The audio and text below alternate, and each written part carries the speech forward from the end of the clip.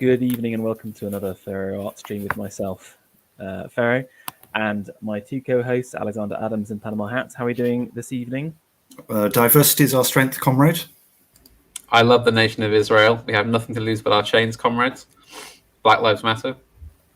It's getting better every single week. And you're still not contributing. It has been noticed, comrade. Yes. It's suspect there. The thing is that I'm just the token non-diverse group, you see, to make it be real. So, okay, I'm trying to work out what minority I fall into. Is it's like the mentally impaired group? I don't know. No, I mean, you're each kind of like bigging up a different important. Oh, yes, I see what you mean. Activity, and I'm just like the token normal person, you see. So. By the way, Alexander, because I always think of you whenever I go through Bristol, because if you remember, we had that stream where we discussed it in depth a bit. Yeah, and I passed through something called the People's Republic of Stokes Croft. Yes. Is this an invention of like 2020, or is this like a long-standing? No. This is long-standing. Well, it's very odd. I'm surprised this hasn't been cleaned up yet. I mean, it's quite messy. Well, it was founded basically when Tesco's wanted to build a store and they had a riot. So yeah, that's the foundation of Stokes Croft. Yeah, People's Republic of Stokes Croft. Very, very, very lowbrow looking area. Yes, I go. Well, actually, quite gentrified though. To be fair, I do go shopping there because they wear masks less than everywhere else. I live in the slightly posher part where they're still wearing masks, so I prefer to go shopping elsewhere. Well, of course, the thing that was funny was that you had this massive like mural saying,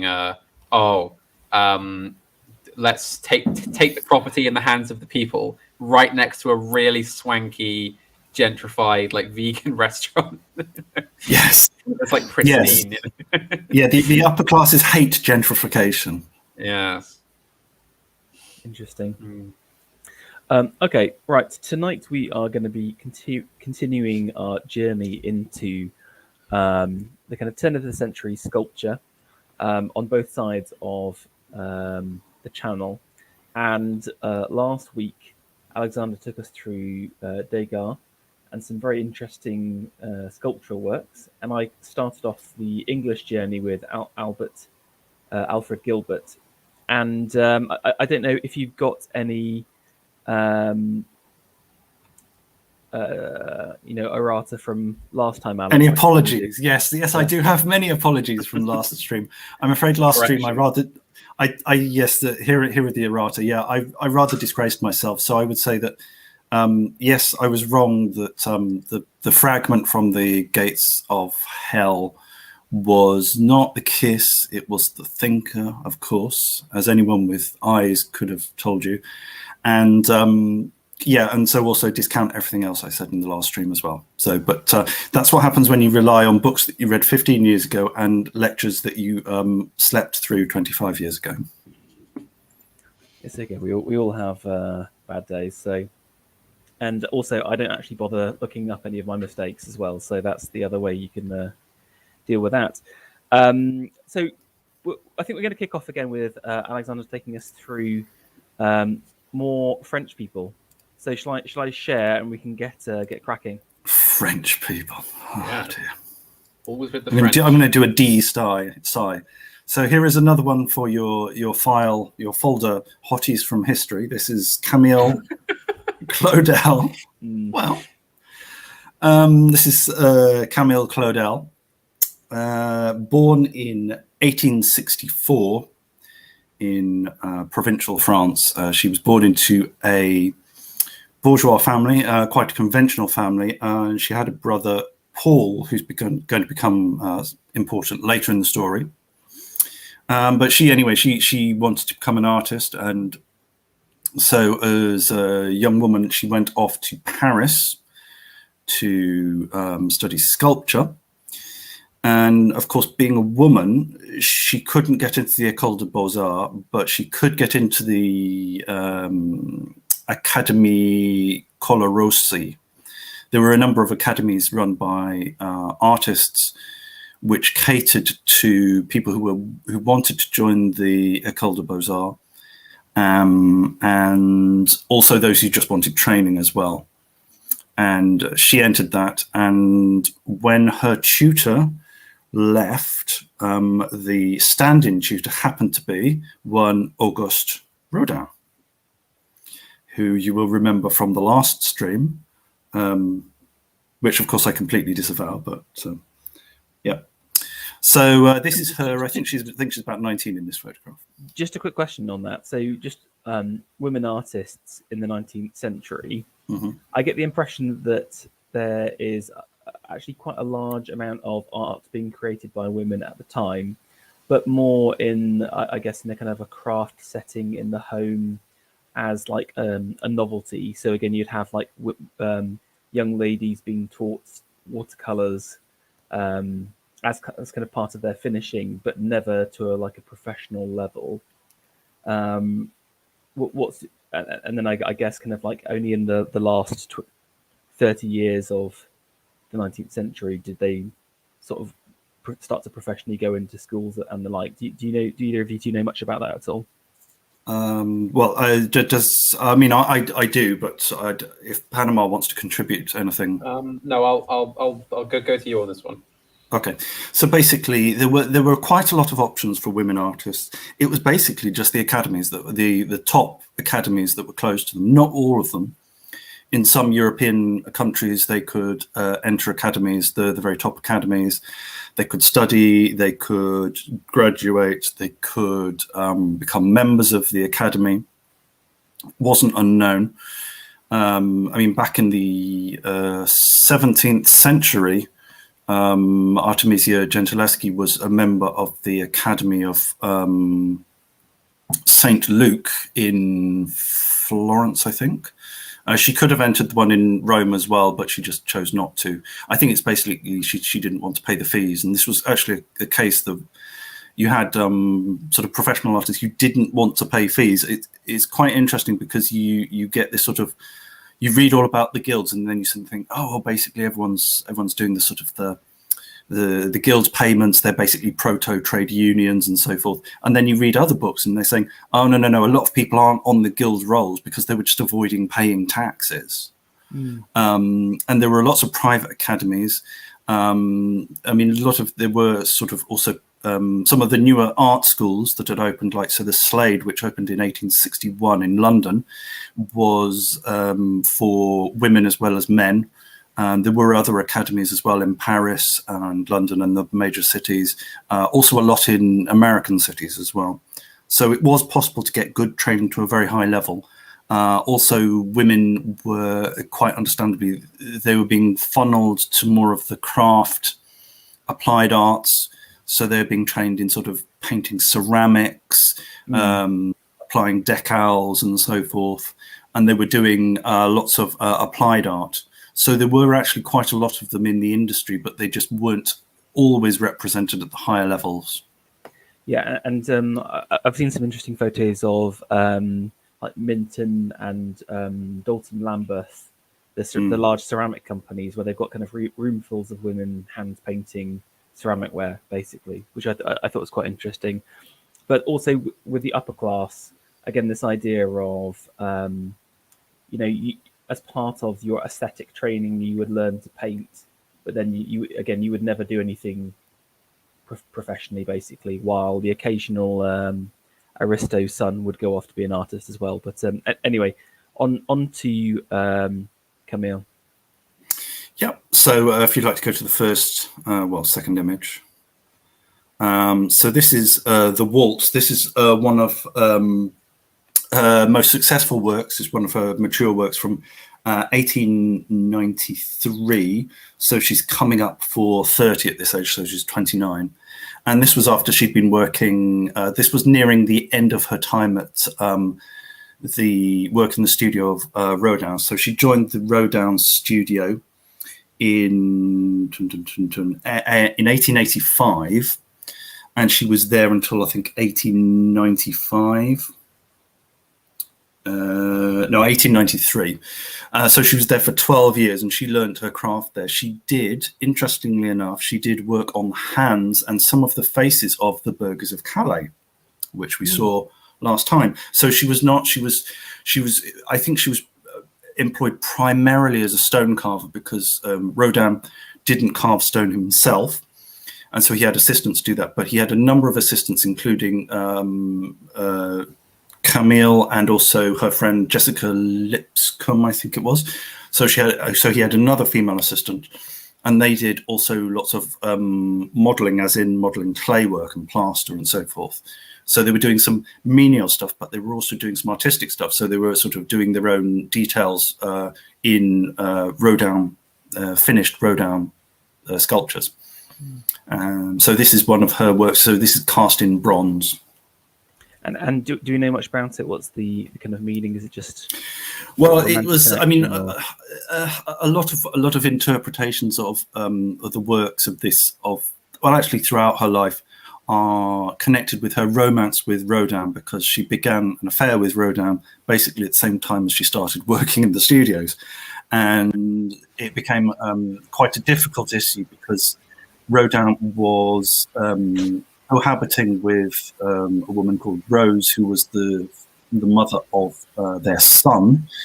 So it was basically, he was already spoken for, but that, of course, being French, that didn't stop him from. I was going to say that's the most French scenario there. Yeah. Yeah, I know, and of course it's in an art studio because it's France. Yes, and of course I think basically she was taking her clothes off because that was part of her job as well. So obviously there's blurred. Well, it does. Yes, it sort of blurs the line between assistant and sort of employee and model. And concubine. Yes, pretty much. and she was not happy about this. She actually forced him to sign a contract to marry her. Oh God! And well, the original incel. Femcel. I was going to say, that's some intense behaviour. To be fair, she had kind of given up her virtue, so she was less of a marriage prospect having done that. So she quite honest. Understandably, she wanted something in return, like marriage. I would like to know the legal origin in late 1800s France of a contract that can force somebody to marry you.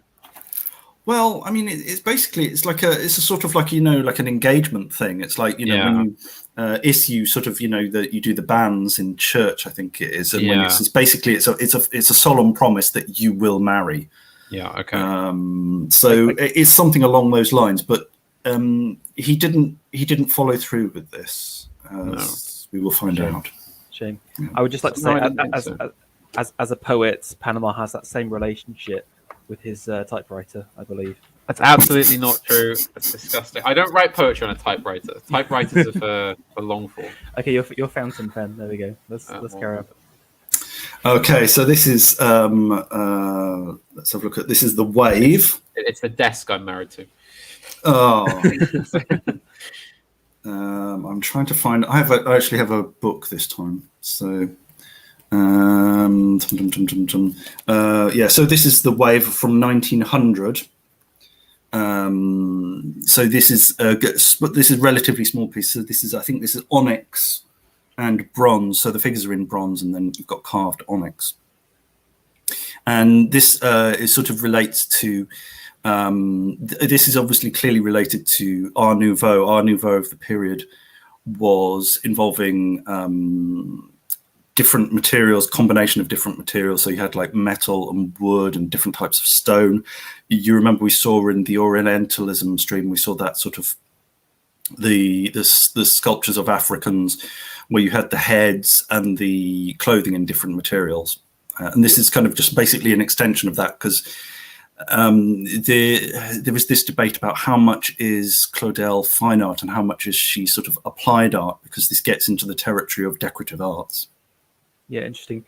And also, I think what's interesting about that, the kind of mixed material style, again, comes out of the Renaissance work as well.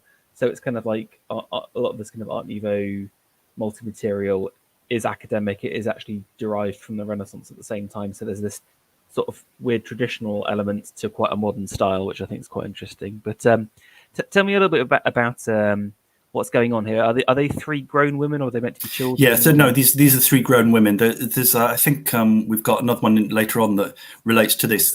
It's basically the idea of just so women at the sea, but they're sort of being they're playing unaware that they are just about to be engulfed by a force beyond their control. And this is actually sort of sadly prescient, because Claudel at this time was starting to show signs of mental instability, and this would sadly overwhelm her.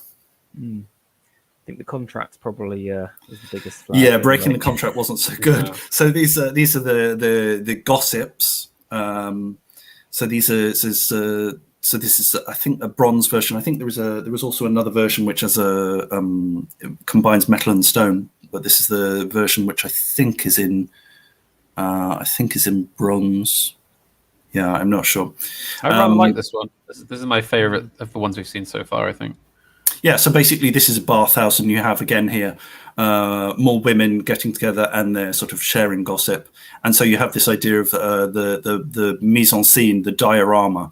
So you're getting here this sort of the inclusion of the surroundings, which is relatively unusual in sculpture, but it starts to come in at the end of the 19th century. And you see this in some related works by the so-called Impressionist sculptors. And I think we'll be discussing one of those later. Oh, again, but this is also very small. Just a question on patinas or patinas. So obviously, just for the people listening, that's the oxidized outer layer of these bronze statues, giving it its kind of greeny brown effect. Now, I was reading in a few different places that a lot of the artists at this time were choosing certain patinas on purpose. Do you know how they would generate them? So you can generate a patina just sort of like leaving it out in the rain, for example. Yeah. But you can also force it using oxides, using chemicals. Do you know if they were starting to use that kind of chemical process at this time, or was it? I think this had already. I think it was already known about in sort of Renaissance time, but in the 19th century they started to use them in more variegated ways. So you had like ones that would give you a brownish surface. If you tended to leave them out in the rain, they just become sort of rather weathered, and you get sort of green with sort of black areas that are not exposed. So you can get sort of brownish ones, sort of ones that make it look sort of like mahogany or chestnut. And so you get different surfaces, and this is to do with applying slightly different oxides, which are acids which oxidize the metal in an artificial way. Because it would naturally oxidize anyway, but if you apply them in different ways, and also if you apply different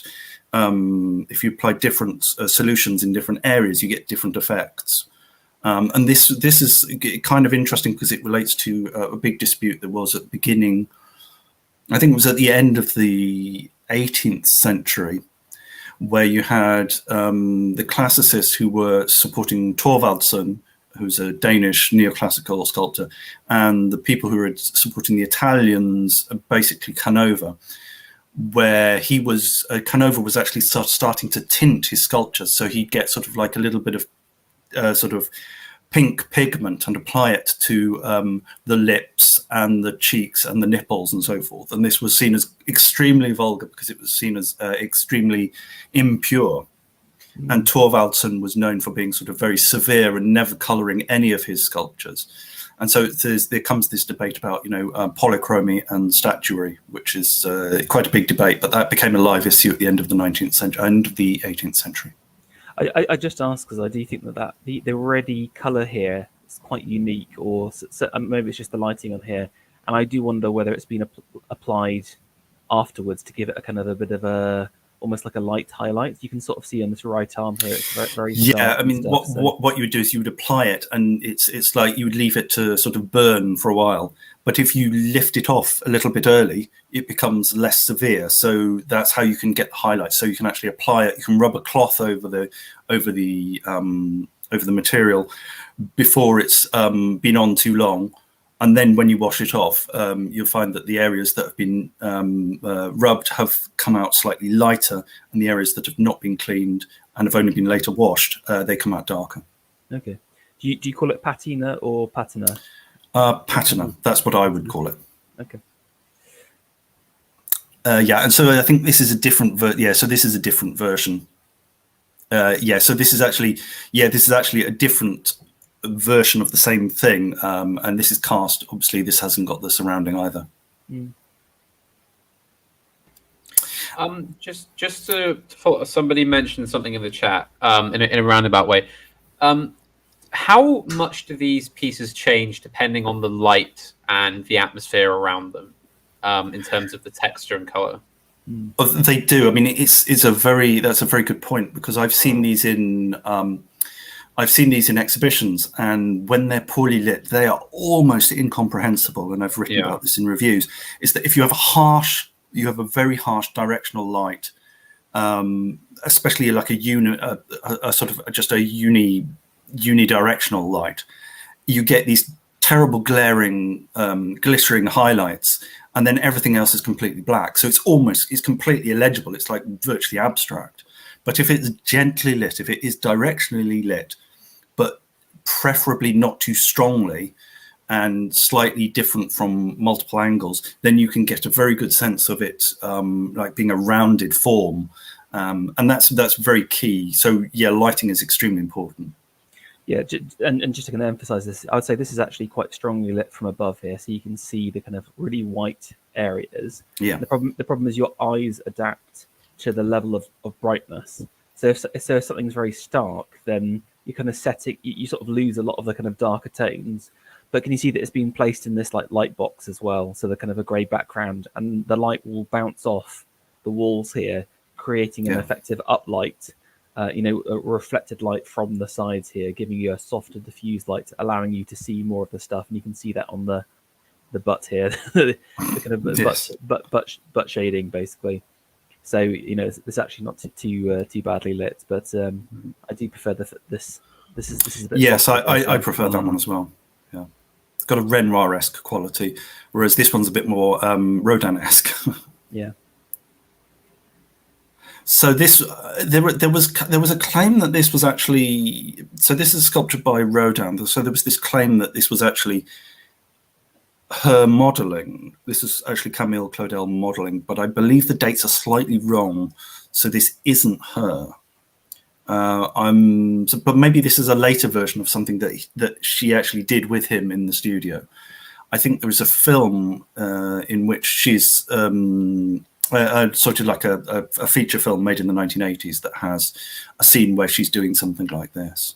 But she did model for him in life, and he did make some quite beautiful portraits as well. But this is one of the figure sculptures. I think this is from the mid 90s.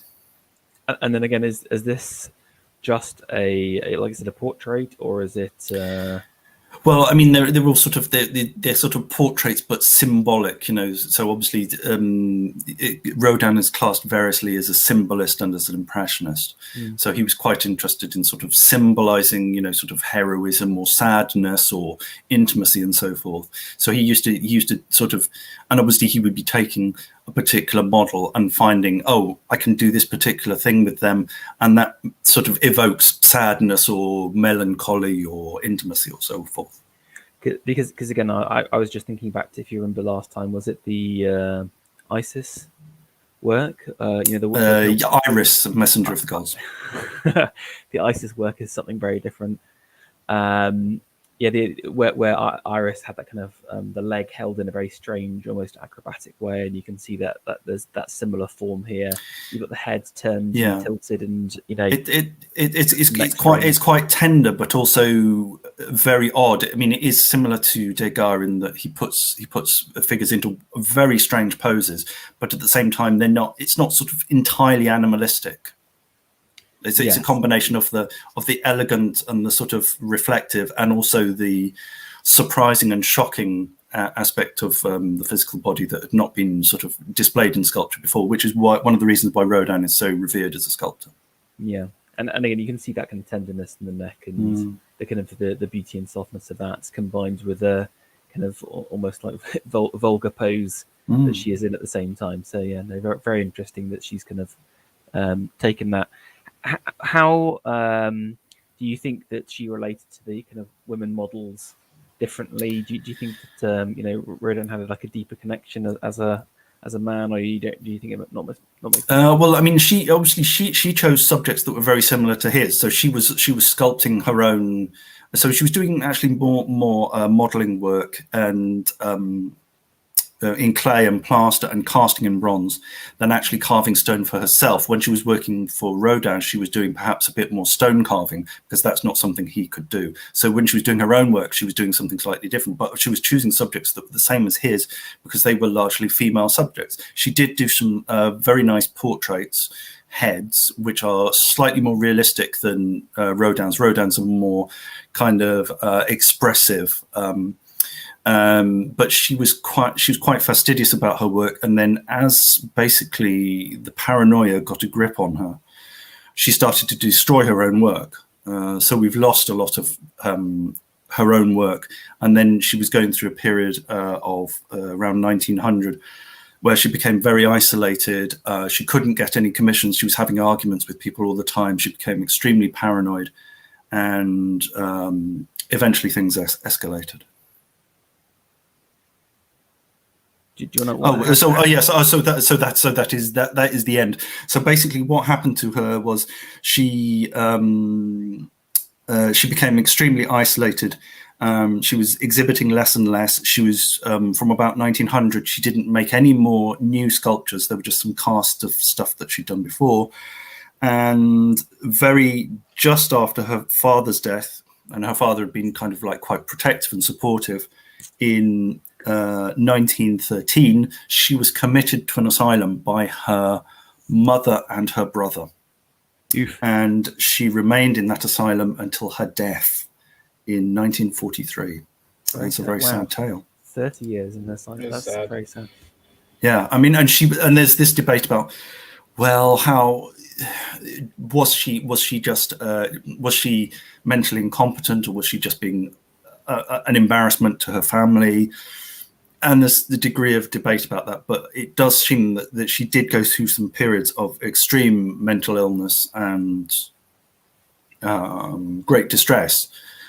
Whether or not that lasted 30 years, I don't know. She did apparently make some very cogent and composed pleas to be released, but I don't know. A lot of her records have been destroyed, or rather lost. So it's very difficult to get an overall picture. But obviously, it's quite a sad story. But she was extremely talented, and I think it's a great loss. I think I mean, it's been taken up as a cautionary tale by feminists, of course. But we're not going to go into that. But it is a genuinely tragic story. Mm. Okay, on to Medardo Rosso. So this is quite a different character, although he shares something in respect to her. So this is he is the typical prototypal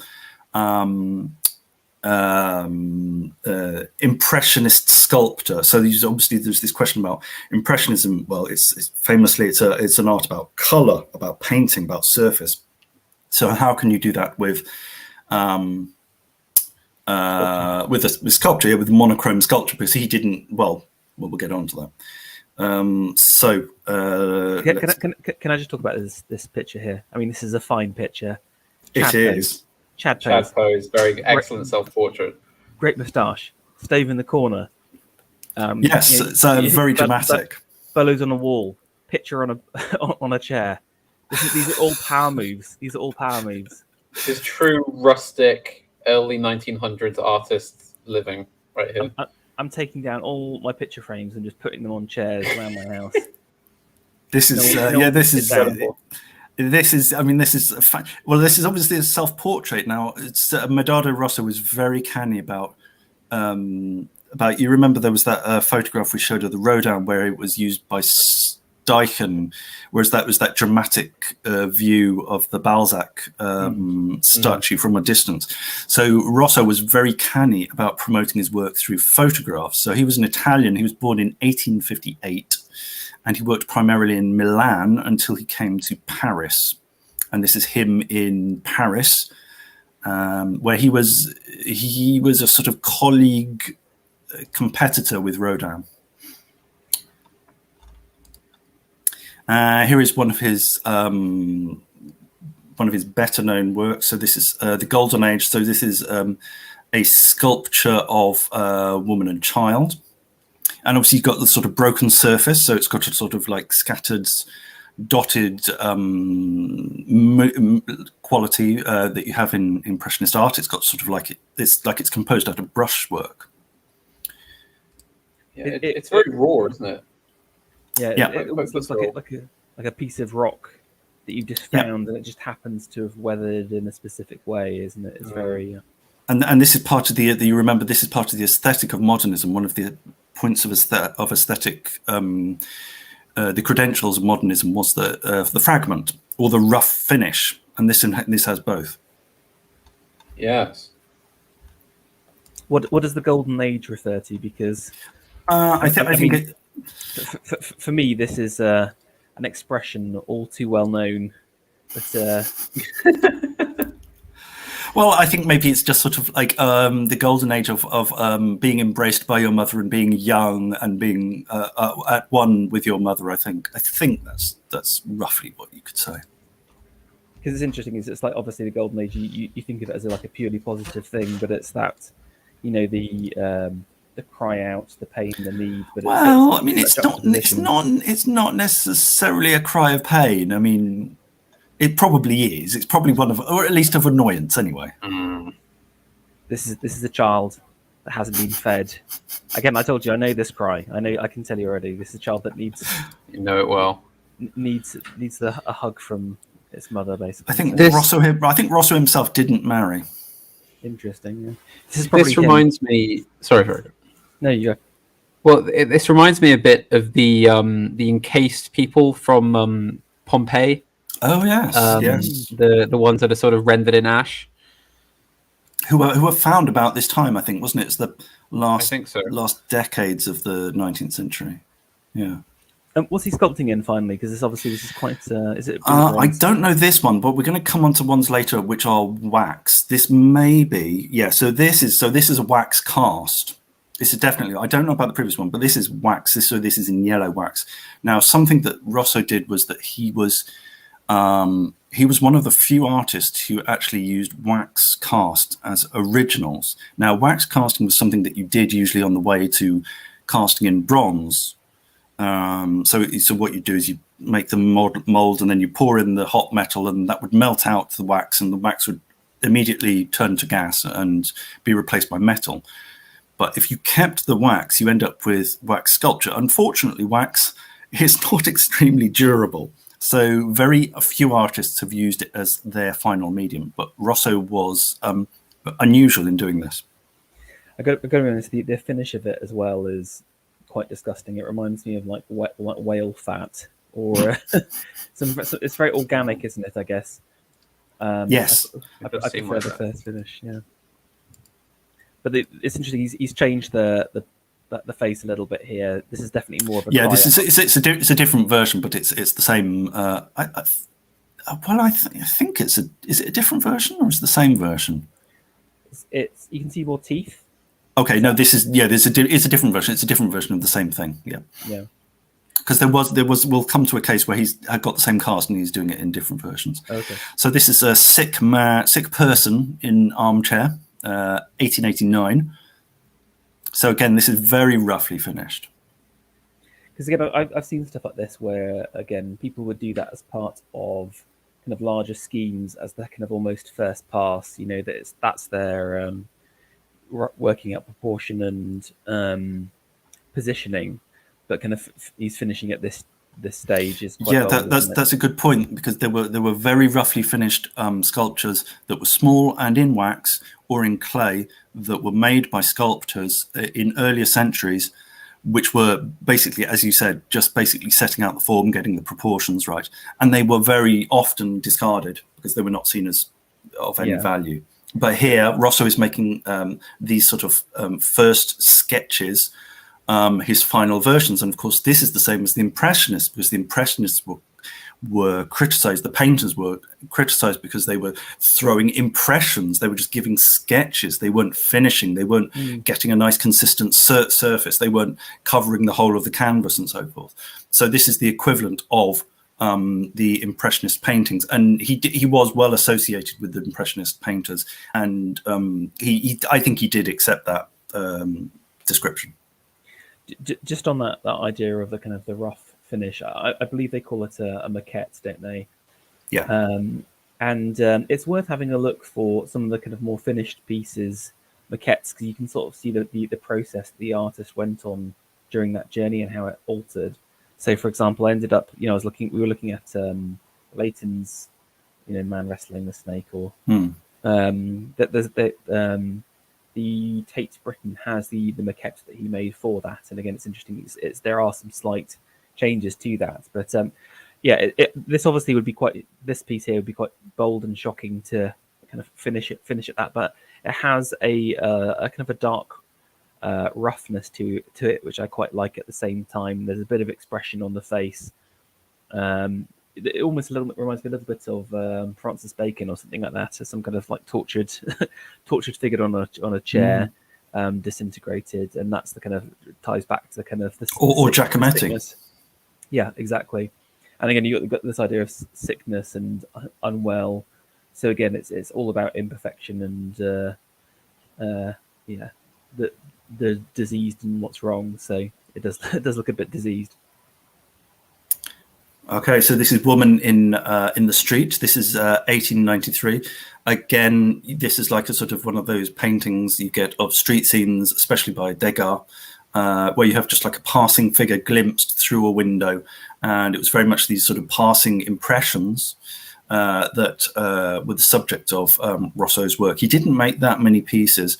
What happened later on is he tended to recast pieces that he'd made, and he basically didn't make anything new for the last 25 years. He was quite chippy about Rodin's success, but I think that in part Rosso, who eventually went back to Italy, a little bit embittered. I think he kind of brought this on himself because he didn't like to give interviews. He didn't like to explain his work. He didn't like to make new work. He was picking fights with Rodin. And as he saw, Claudel picked fights with Rodin, and that didn't end up well. So, yeah. Like, how popular was he? I mean, because again, these are like, I think Rodin has that kind of sort of more mainstream appeal with some of his works, because again, he's putting out there more traditional figurature, more realism, while these are more abstract, more rough, more impressionistic. Yeah, and also you've got to remember that Rodin's getting public commissions. Rosso's not going to get any public. No one's going to publicly commission a sculpture in wax. What are you going to do with that? It's going to melt. A victim of his own medium. It's extremely damaged. It's extremely fragile. You can't do anything with it. So obviously he was kind of handicapped by his. I mean, I think he made the right decision, but obviously this impaired just the sort of the practicality of his work. Because these are extremely fragile, and you have to be careful. You can't put them in strong light. You can't put them in warm atmospheres. You've got to keep them. Often, most of them are behind glass as well. Just one question on the color, because you can see kind of like the white speckles across here as well. Would it have been more white originally and then it yellowed in time, or No, I think it was always. I think all of his sculptures, as we get onto the other ones, you'll see that there's some variation. I think some of it is fading, but some of it might also be darkening of discoloration. But I think that also when he mixed his wax, it was not entirely consistent. So he did like that effect. Yeah, almost like a marbling of sorts or some kind. Okay. So this is his most famous sculpture. This is basically his last serious sculpture that was done in, I've got two dates for it here: 1897 or 1906. One of those might be the casting date, but basically he didn't make anything else after 1906, and he lived until 1920s. Yeah, 1928.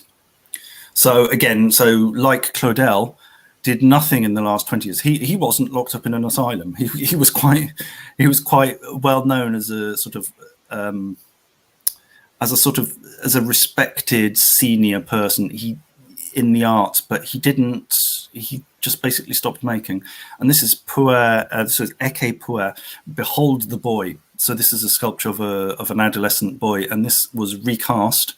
So if you'd like to click through these, we can do like a John D. Warhol style. You can see the different versions. So these are all cast in wax, basically the same cast, but in different wax colors. I guess the Ecce is sort of a reference to Ecce Homo. And there you got one in custard, and there's one in whatever. You kidding me? Is this actually custard? No, you're joking. No, I am joking. I'm so gullible. Seriously, I will literally do anything. Yeah.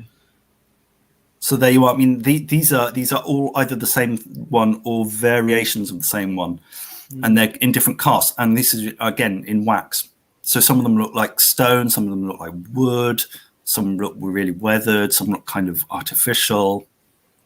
I do quite like the yellow one personally. Panama, what's your favourite finish on these? Can I scroll through them again? I'll go through from the top. So we've got kind of like light brown. Light brown. I mean, that Streaky. one just before. That one just before. That was. Yeah, that has a kind of almost ghoulish element to it, almost like a person sort of melting. And I quite like that. Again, like I love if in this particular style of sculpture, I do like the rawness that you can imbue them with, like as if it's a kind of a creature coming into being almost from inanimacy. Like that appearing out of a smoke cloud or something. Like almost, yeah. I like the little hints at the eyes as well. Can you see just left a little? Yes. But they're quite far apart. So again, there's that unsettling feel. You know, this is an artist. Sorry. Yeah. No, Karen. This is an artist who knows how not to go too far. Definitely, this is some real an excellent mix of talent and restraint, I think. And it's also quite hard to like control that. I guess to kind of show the impression of the form with as few details as possible, if that makes sense. It's kind of like there is actually a real skill in simplicity, and you think because it's a relatively simple structure that it's actually easy to make, but you need to basically be able to fully sculpt a human head very accurately to be able to have this kind of looser style. So it does show his capabilities at the same time. One last question. There's obviously these kind of striation lines across here. Do you think he was kind of he would start with like a wax block and then subtract from it, or work additively? I think, as far as I know, he worked in the originals in plaster. Okay, yeah. So the original's in plaster. So he's modelling it, and then what he's doing is he's going over it and he's smoothing down certain areas, but he's leaving other areas rough and unfinished, or he's hacking them. So he's deliberately roughening them. So he's working. So the original would be in plaster, and then he's sort of refining it, and then he's choosing his colours for the wax mould quite carefully. Yeah, because you can see on the face here, it's very, very smooth, and then you've got the kind of lines, and it's giving it's that kind of texture. He's what he's done is he's striated it, so he's got sort of a tool with a sharp point on it, and he's just dragging it down to in the original plaster. He may also have this possibility. He may actually have worked on the waxes themselves after they were cast, but I don't know about that. I wonder if that's true, or because it does feel like a separate effect, or at the very least, you'd have had to wait for it to get quite hard to do that, if that makes sense. when you're doing this kind of detailing, it has to be very, very soft and. Yeah, I mean, I think maybe he was just doing a little bit of finishing around the edges. I don't think he was actually sculpting the face very much. He may have been sort of like roughening the texture around in the other areas. And do we know anything more about what he was trying to do with? No, I think it was just that he was this boy that he knew, and I think the boy had been ill, and he just sort of caught a glimpse of him. I think through a curtain or something, and he just wanted to record it. And it's quite a sort of haunting image because it's sort of like almost like a death mask. It's quite sensitive, but it's also. You've got this impression of sort of incipient illness, like especially something like tuberculosis, which was, of course, a very big killer at the time. Yeah, I guess all of his work has that kind of like sickness and ill feeling, and it's the colours. It's again at the same time, you got someone like Toulouse-Lautrec, who's putting in those kind of like lime greens and these kind of quite sickly colours in there, and I think it's the idea of sickness. We talked about this with the courtesans or the ladies of the night. There's it's the age of microbiology and cholera and pumps and stuff like that. So I wonder whether disease and syphilis. I think didn't he actually catch syphilis? Didn't he die of syphilis? Did he? Okay, I think he might have died. I mean, they were all dropping like flies because of that. Yeah. It's either TB or syphilis. Yeah. Well, yeah. I mean, at this time, it's got to be one of the two, especially in France. Yeah. Anything else to say? That's the last thing I have. So that was Medardo Rosso. He's well worth checking out. He's not a prolific artist, again, like Claudel, but I think they're both very interesting in their own ways, and both serious artists. But of course, you can kind of see why they were overshadowed by Rodin in the end. Although they are both well worth checking out, and I think I've done a better job with this than I did with Rodin last week. So apologies for that. Yeah, I think for me, what's interesting about Rodin, he's got such range, and he's very prolific as well. So just the sheer fact he's just turning out so many good quality works just shows his greatness. I do feel bad for Camille here. Maybe if she had 30 years. Not in an insane asylum, maybe we should be able to produce a more substantial. Yeah, that's very sad. Any last thoughts on the French hats before we move on? I mean, it all seems kind of par for the period, particularly the things that were going on. I mean, I'm probably the least knowledgeable on all the arts from this period anyway, so I don't have too much more to add. But yes, I think that it is a kind of this whole period is interesting, and that it's that move away from the kind of bourgeois academicism of the late 1800s. I think in some terms, headed towards, of course, in a historical point towards the First World War, which will sort of shake things up. But yes, I think you can see that drift towards a more kind of raw, more human, not naturalist, but I suppose more kind of emotionally raw form of sculpture than the kind of the heroic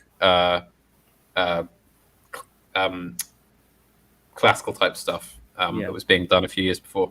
It's interesting. It's about those moments, like you said, Alexander. Just like little glimpses of people.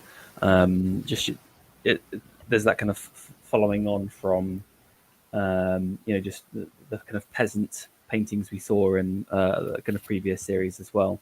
And I think it's interesting how the the great French art at this time was done at a very local level. It was kind of anti-establishment, while a lot of the best British stuff, I think, was tied to empire and the crown itself. Yeah, the independent scene in England wasn't that great compared to France. So France was kind of leading the way, but I mean, yeah. So, yeah, that's right. I mean, there was actually quite a lot of crossover. I mean, Rodin spent some good time in Brussels. He also came to London. Claudel came to England for a while to sort of kind of clear her head a little bit, and she stayed over. And Rodin actually followed her over to England as well, tried to win her over. Yeah. Oh, bless. And that kind of exactly that kind of point around the kind of imperial connections leads us on to the three English artists I want to quickly cover today. I've got a last little bit on Alfred Gilbert, and then Frampton and Harry Bates I wanted to cover. I just want to start off with a very famous sculpture that you'll all have seen. So we covered quite a lot of Gilbert's life. The kind of the scene in England. It's very much academic focused. There's this kind of new wave of classicism with Leighton and the kind of RA in the 70s and 80s, and Gilbert really starts to shake stuff up. And I wanted to start off with one of his most significant works. Now, obviously, everyone will know this as kind of the Eros next to Piccadilly Circus. But do you know who the memorial is actually for? No. It's actually for a guy called Shaftesbury. It's the Shaftesbury Monument. Oh, it's in Shaftesbury Avenue. Oh, okay. Yes, exactly. And so it was a royal commission. And there's a little bit of a funny story about it because basically Gilbert's helped cover up an artistic scandal with his master, who was having an affair with one of Victoria's granddaughters, basically. And because he kind of helped cover that up, I think he got lots of, but got in with the royal family at this time. So he was asked to commission this. Now, another interesting thing, obviously, if you go there today, I actually went here the other day. I don't know if anyone follows me on Twitter. It's a very sad state. People basically use it as a seat or like a meeting ground. And there's something interesting. You find everyone looking out from it and not at it. Very few people just stop and stare at it as a work of art, which is a real shame. Now, the original use was meant to be part memorial, part they sort of called it practical charity. Now, the original this area here and these pools were originally a fountain, and I do remember in my childhood going here in the 90s and seeing water there. I don't know. Alex, if you remember when they had water in it, but they must have. No, I don't remember seeing it with water. I think I've seen photographs of it with water. Yeah, maybe I'm just imagining false memories. But it originally was meant to be used for horses and people. How are you going to get the horses up those steps? Well, it basically the whole this whole thing was actually a bit of fiasco from the practicality perspective, and basically the fountain aspect of it didn't work at all, and that's one of the big criticisms of it.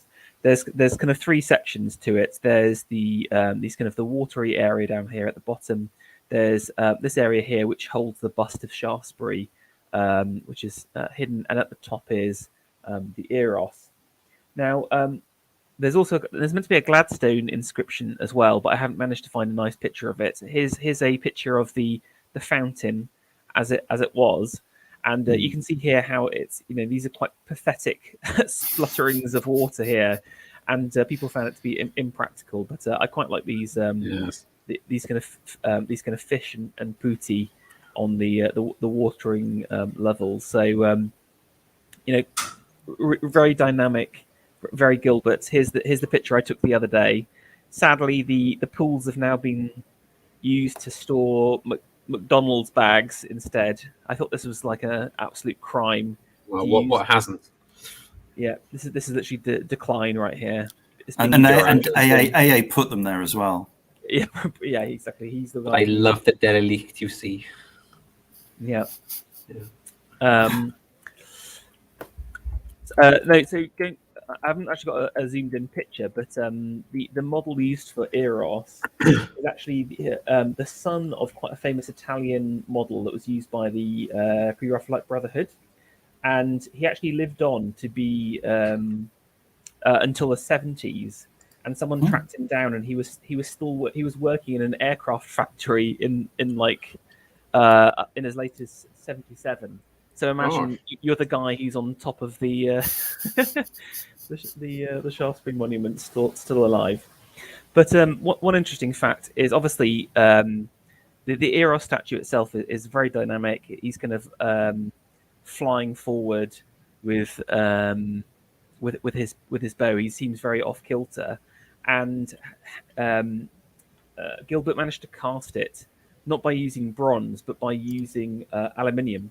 So there's a couple of mixed, going back to that idea of the mixed material, and it was actually the Delville method taken from Jean Delville, the Belgian symbolist that we talked about Oh yes, yeah.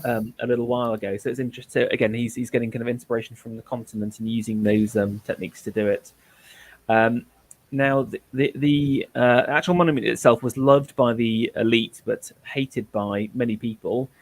Interestingly, lots of people were complaining about it as a memorial to Shaftesbury, who apparently hated the theatre, and this is obviously right in the middle of the theatre district. So I quite liked. I quite like this.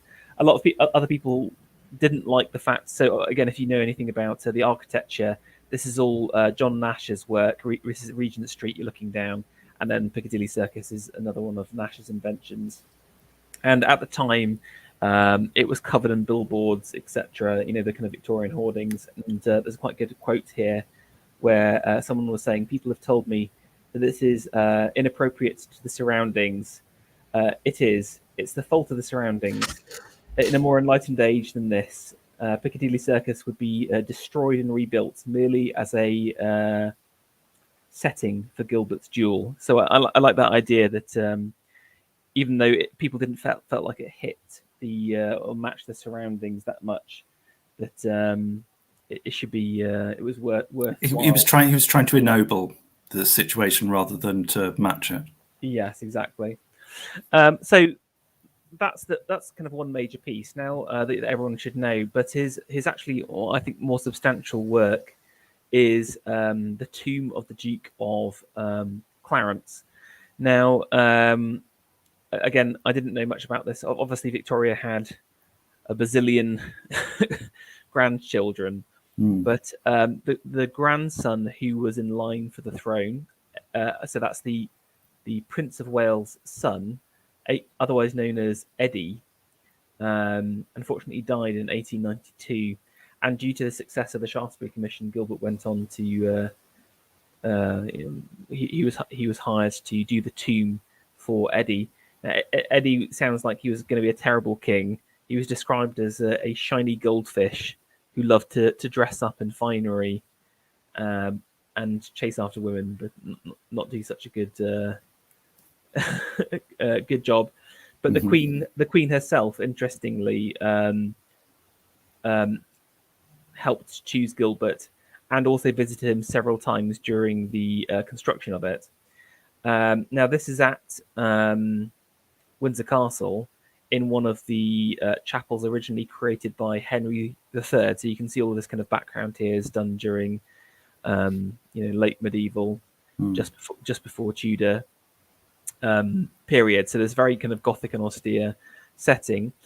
And essentially, Gilbert created three major areas. Now, the first you can't really see from this is the sarcophagus, which is behind this picture. We'll see it in another shot.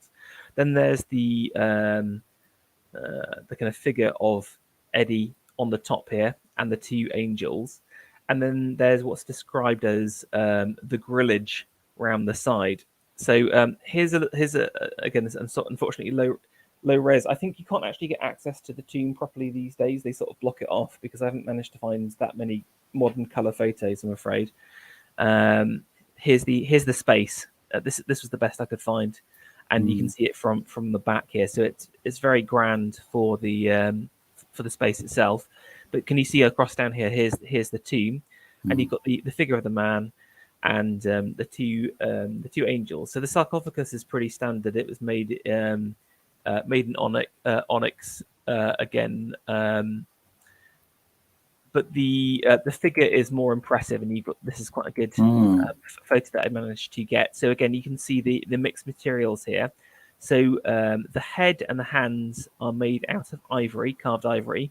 The body is bronze, but interestingly, the inside of the cloak was done in aluminium to give it a different patina. So you can sort of see the different shine there, the kind of lighter shine across there. And you've got two angels. You've got one angel holding a crown above him, and it's a joint crown, but also a wreath of oranges, like an orange blossom. And you've got this kind of angel at the feet. Now, if anyone who saw my Beasts of Burden video will have seen some kind of medieval tombs. But it's interesting that this is quite a modern design. So it was based it was sort of inspired by Bowen's effigy of the Queen's father in terms of figure, but he's tried to keep it to the Gothic settings, and so there's a lot of traditional elements to it at the same time. Here's a little zoom in of the totally insane crown here, but if you zoom in, you can see the wreath below it across here, the orange blossom, and then the crowns kind of represent the 12 gateways to the heavenly city in the Book of Revelation. Wow. So again, this idea of how he's entering this kind of new kingdom and new life through death. And I think there were 12. The medieval London had 12. I mean, obviously, this is after medieval, but I think medieval London had 12 gates as well, in emulation of Jerusalem. I think. Interesting. It's very cryptic, isn't it? Well, there's an insane amount of symbology in this this kind of multi-layered work. The pillow as well was red marble, so he added another. I don't think there's as many materials as is in this work. Again, I think the crown is all done in aluminium again because it would have been too heavy for the piece. So again, it's quite interesting, this kind of use of modern materials. And you mentioned around the kind of tinting and the colouring of the works. There was a lot of this going on some of the kind of smaller sculptural pieces we'll see in a second, but also across here. So there was like a scumbled gold leaf applied to this crown, I believe. So scumbling is when you're using like a flat, dry brush over the top. It gives it quite a rough surface as opposed to a nice gilded finish. There's so you can see a picture of the face. The face here, you know, it's pretty beautifully done. All the kind of, you can see the goldfish wearing his finest ornamentation. It almost looks like a real uniform on the statue. Yeah. Well, was this potentially cast from life? I mean, sorry, maybe the clothing was actually possibly cast from life. So it may have been an actual uniform that they actually sort of, I don't know, soaked in plaster or whatever, and then got a mold from. So it's quite possible that this actually is a cast using real materials originally. Interesting. Yeah, it could be. I couldn't say. There's some detailing around the hand, and he's holding a rapier. But this, you can see the aluminium a little bit differently there, which was kind of slotted in. And it's fascinating to see to think about how this was constructed, multi-parts coming together in as part of the kind of larger piece. It's extremely complicated to assemble and to get things to fit properly as well. Yeah, and you kind of mentioned Canova. It sort of reminded me a little bit of some of Canova's work as well, with the kind of softness of materials, with the kind of flesh to give it a very realistic feel on those kind of those two parts. But I wanted to talk about the grillage a second. So this is the kind of area around the outside. Now, interestingly, it originally wasn't going to have this kind of grill around the outside, but having some discussions with one of the canons who was in charge of this kind of space, and originally this chapel was created to house Wolsey's tomb. Really? I think this space was originally going to be for Wolsey's tomb, which was then taken by Henry VIII, who took the tomb, but it was actually unfinished and melted down. And apparently, according to records, the original King Henry VIII's tomb was going to have this kind of grille around the outside. So again, Gilbert decided to kind of keep those traditions rolling with something similar. So he's trying to. I thought it was interesting. Again, it's almost the turn of the century, and this is quite a traditional piece of work, in my opinion. And there you can see the grillage from above. Also, something rather odd, but Prince Albert Victor was for some time a major candidate for being Jack the Ripper, or in some way connected to it. You know the sort of the mythology about Yeah. him. Jack the Ripper was connected to the royals in some way. Or it was the royal surgeon or something like that. Yeah. Yeah, although it's not been taken with any real seriousness, but a lot of less integral writers talking about it will often bring this up. You know, it was that Albert Victor was the Ripper, or the employer of the Ripper. Yeah, and they also posited that the famous painter Walter Sickert was the Ripper as well. Which, yes. Anyway, that's another story, which I don't believe, but yeah, it's a different story. Some other people say that Alexander Adams was the Ripper as well. Some people say that Pharaoh used to be a propaganda ministry. Yeah. The less talked about, much time around the East End. Yeah. Just one thing to note on the grillage at the top here. I don't know if you can see these kind of holes. I believe they were originally used for candles, and the entire thing would have been candlelit 24 hours, which I thought was quite special. Again, it's Wow. A lot of effort. Yeah, and it's a shame because everything, you've got these kind of horrible electric lights now. Just imagine this glorious space lit up by 100 candles on top of the tomb. I also love the morning angel there. I think is very, very, very beautiful and subtle. Indeed. But again, I couldn't get a great photo of that, unfortunately. Let's look around the grillage. You can see there are 12 of these double angels, and you can see their kind of wings coming out, which then become part of the ornamentation. They're each holding up a city. So again, it's all kind of, you've almost got this kind of like pattern within pattern. The figurative becoming part of the pattern, which then becomes something smaller at the same time.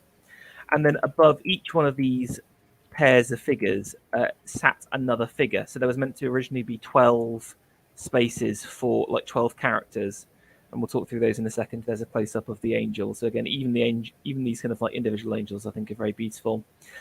Let's go through some of these individual figures. So like I said, originally there were going to be 12 of them, and they were meant to represent the kind of character of Eddie, I should say the Duke of Clarence.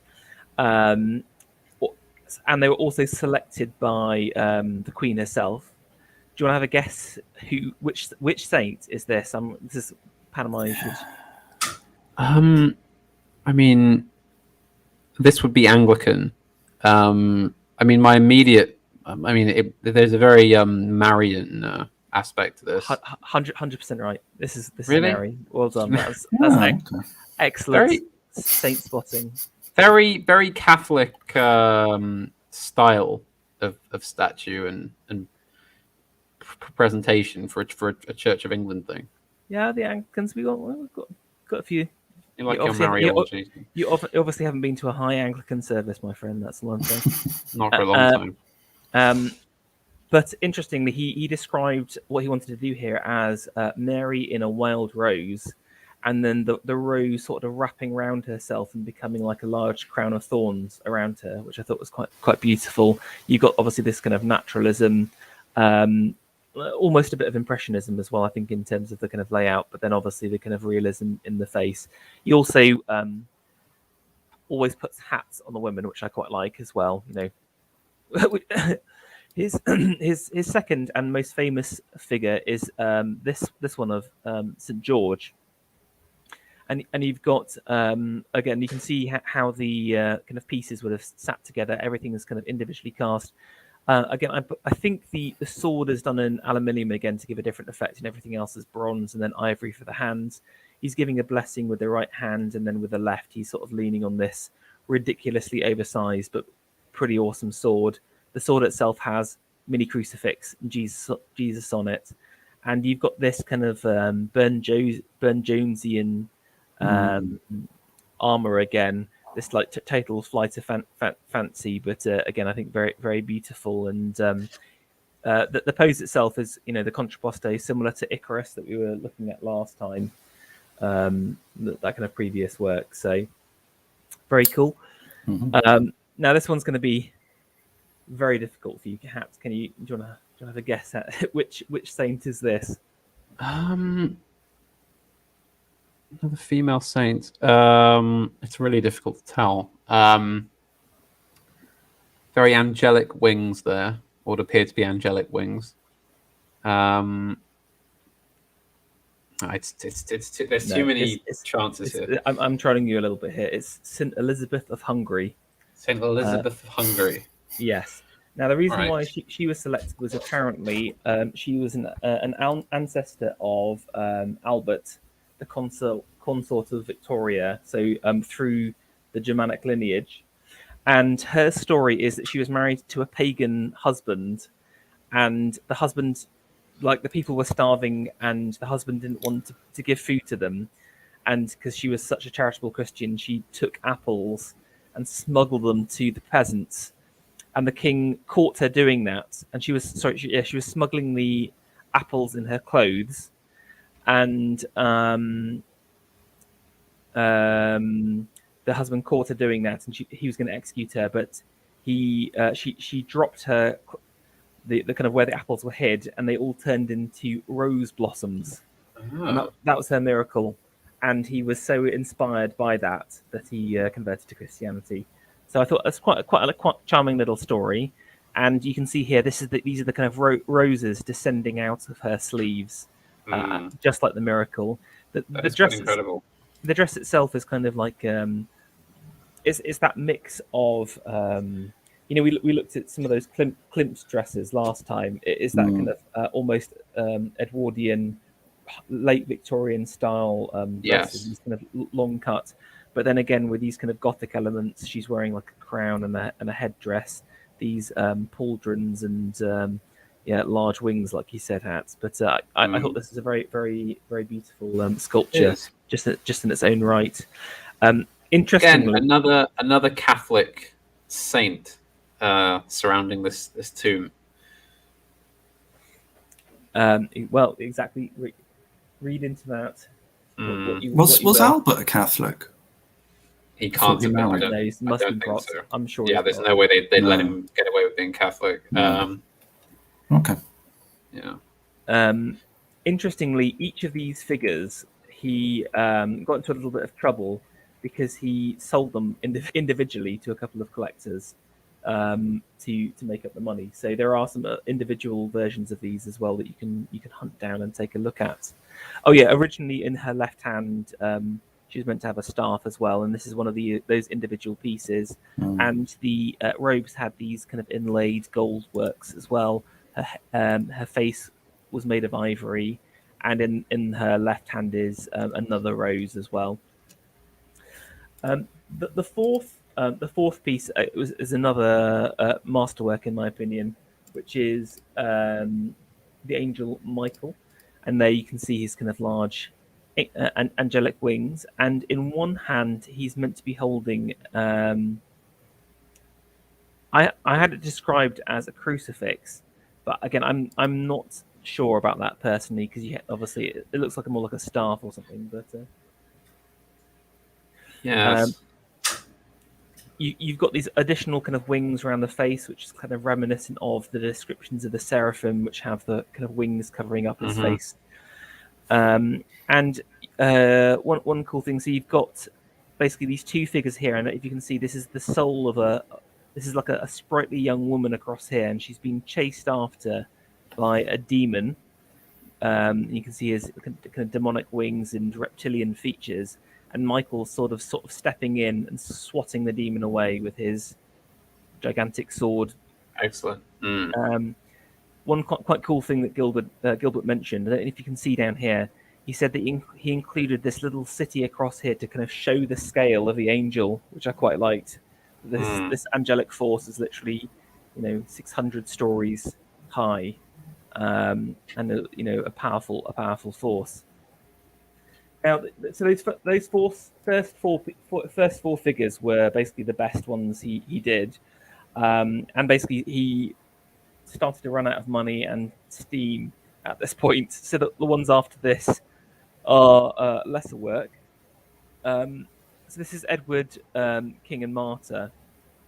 So obviously Edward is the old. See, I'm not sure.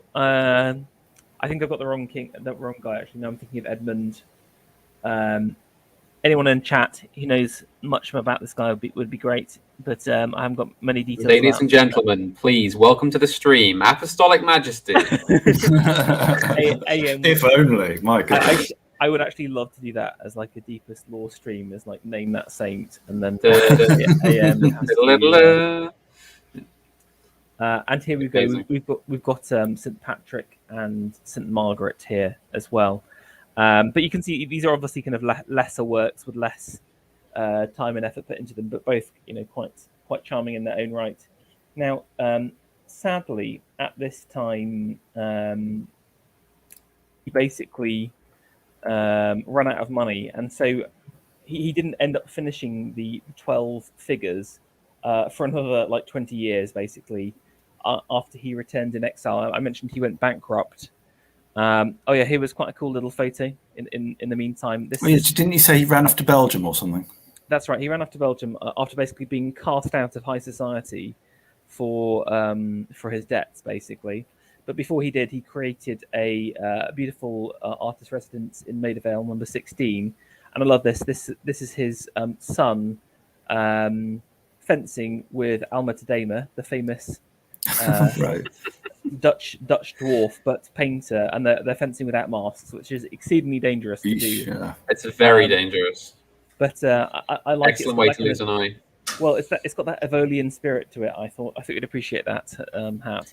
Well, it does. Though I think even Evola wore goggles to fence. I know that we certainly did. I think that's a sensible move. Yeah. So the point is to get a kind of handsome scar. It's not to be sort of permanently mutilated. Especially if you're a painter. I don't know what Tadema is. Yeah. Well, yes. He's very confident in his ability. Now, he basically ends up doing a few more substantial works. I won't go through them all just in the interest of time. But one of his last works before he actually returned to England is this spectacular but rather random chimney piece known as the Leeds Chimney Piece. But the original name of it was A Dream of Joy During a Sleep of Sorrow. And it is kind of... Isn't that a George R.R. Martin book? Absolutely disgraceful. I couldn't resist on this. Lowbrow. I'm playing the AA card. Playing the AA. Yeah, exactly. You know, there's an episode of Thundercats. So basically, this was commissioned by Mr. and Mrs. Wilson, who were a relatively well-to-do middle class family from Leeds. What I love was they basically commissioned this from him when he was in Bruges for a decent amount of cash. It was originally meant to showcase this portrait at the top of his wife. Why anyone would want to have a portrait chimney combo is beyond me. But what I like was that basically Gilbert ran with it and turned it into this very intense work, and he essentially put a lot. He described it as his autobiography of his life in sculpture. So an autobiography in bronze. So this is a very complicated work with lots of different little bits in. So I'll try and describe it. Then, if you can see this little square bit here, there is a central bas relief. So that's like a very flat bit of relief sculpture, so it doesn't kind of stick out very much. There are two receding sleeping forms either sides, and then there's two sets of caterids, which again, if you've listened to my excellent Beasts of Burdens video, you'll know that they are women supporting women, like sculpturally supporting women statues. Now, if you zoom in on the bas relief here, you can see that this was done in I think it's 1910. So it's a much more impressionistic work than some of his earlier kind of high Victorian period. But you've got the central figure here reclining in a state of sleep, and Gilbert describes the figure as in a state of neither resting nor sleeping for eternity. So he's kind of dozing off, and you've got this kind of Venus figure on the right hand side, and then Death on the right, and you can see the kind of skeletal leg there. And then you've got these mischievous monkeys either side, which I quite liked as well. Here are the two figures of the recumbent figures. Yeah, recumbent figures. Now, I quite like this one on the left here. It's got a skull. Yes, well, this one has both a skull with a monkey on top of it, but also, can you see there's a putti here? So like a cherub, and then the figure is holding up the hand of the cherub. So it's this kind of like twisted version of kind of like holding up victory. This idea of almost like the emperor holding up the kind of thumb to a successful combatant. This is a very over the top piece of decoration, isn't it? I mean, just imagine this is truly something. You've commissioned some chimney, and then you've got this kind of like very dark autobiography. Yeah. I love this little piece here. It was described as a monkey triumphant over a crowned skull, symbolizing the vanity over worldly power. Is that right? It's very, very gothic, very goth. Yes, yeah. But I just like the monkey there. On the other side, this is meant to be the more upbeat of the two figures here, and you've got the symbol of the dawn in the shape of the cock across here, and there's a little salamander down here as well. Which again, if you know the medieval symbology of the salamander, which was meant to be born in fire, or like it can like live in fire or whatever. So it's obviously all about kind of rebirth and making your way through tough challenges. Then most dark of all are these horrific catrids with like skull faces and sagging breasts, emaciated across here. Just imagine you've had a tough day at work. You want to sit back down and have a cozy, a cup of tea, a smoke, and then you just got that staring down at you. Yeah, and it's very Geiger, isn't it? Yeah, exactly. And then these kind of like smiling figures below. Was there any record of the reaction to this? I think they did like it. I think they were impressed by it, and like they but I think it got donated to the Leeds Museum very, very quickly. So I think beyond the initial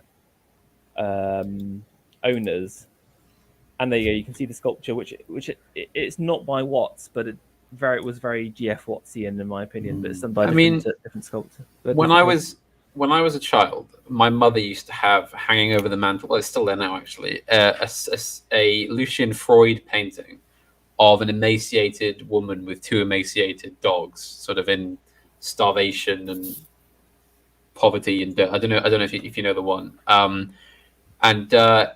as a child, I hated it. It's so depressing. I'd come and like sit down around where the fireplace was, and I'd look up and see that, and it would just like ruin my mood. And I can't imagine coming in here and just seeing this.